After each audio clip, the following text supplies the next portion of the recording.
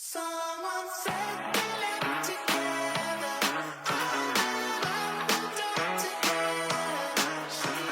First feature we're going to walk through is the profile feature where you can fill out your MBTI and your name and your date of birth, which will then be factored into the tarot cards and horoscope readings. On the tarot card setting, you can choose between 3, 5, or 10 cards, and then on the spread, you can click the images it pulls to then learn more about what each card means.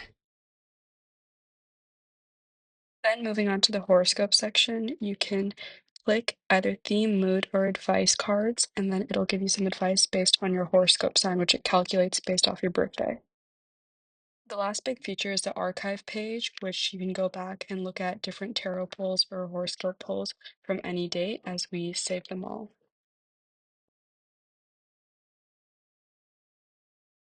Final feature is the share feature, in which you can export the reading as a JPG file, and it'll show you the images of the readings as well as the small little blurb about them.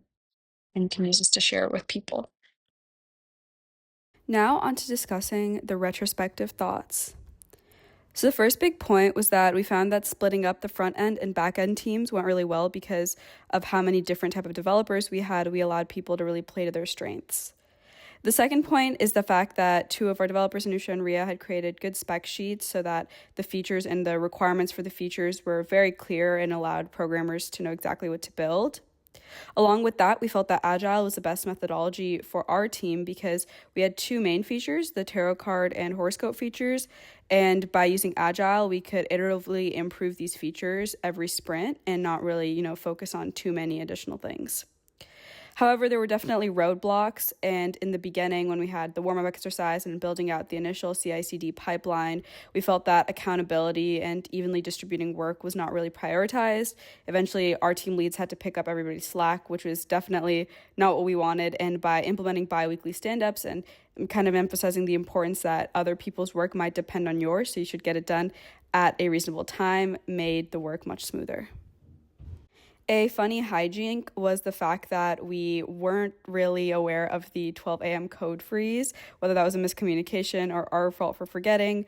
But ultimately, we were able to get around this by revising the scope a little bit, focusing on functionality and uniformity before anything else. We were able to get our app to the best it could be. And then finally, for final advice, we just believe that if you distill the awkwardness and caution between team members early on, you can have, you can trust your team members to hold you accountable and make sure that the final product has everybody's best efforts in. This quote by Steve Lowitz really summarizes how we feel.